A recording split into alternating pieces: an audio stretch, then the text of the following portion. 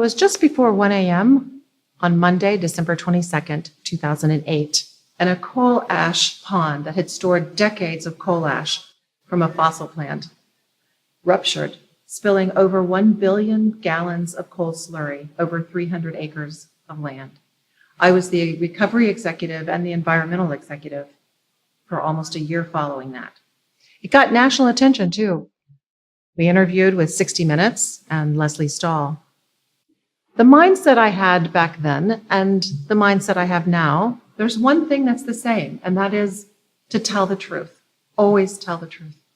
But one thing has changed. I learned that people need to have information early and often, because if you don't give it to them, they'll fill in those gaps with their own suspicions and perceptions. And that sometimes causes people to react and not make the best decisions.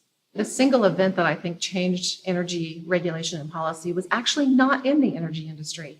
It was actually in the information and communication technology, where the advances in the way we exchange information digitally has transformed the entire world. The ability to communicate around the world in seconds, allowing us to exchange opinions, argue with each other, share business practices. And that alone, that transparency, has changed the landscape of the energy regulation and policy more than any single event in our history.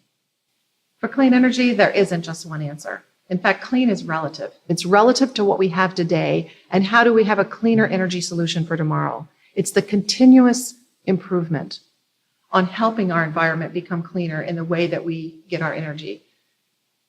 I think the issue and the challenges are that we want to argue about how fast and at what cost, when really the most important thing is to keep making progress forward and making sure that what we do to meet our needs today doesn't sacrifice the ability of others to meet their needs today or in future generations. I think my legacy moment is actually not about a particular event, but it's about a process. It's about how we create our legacy by every single action that we take every day. I hope that mine is the multiplier effect, where because we're understanding and treat others with kindness, that perhaps they'll do the same and pass it on.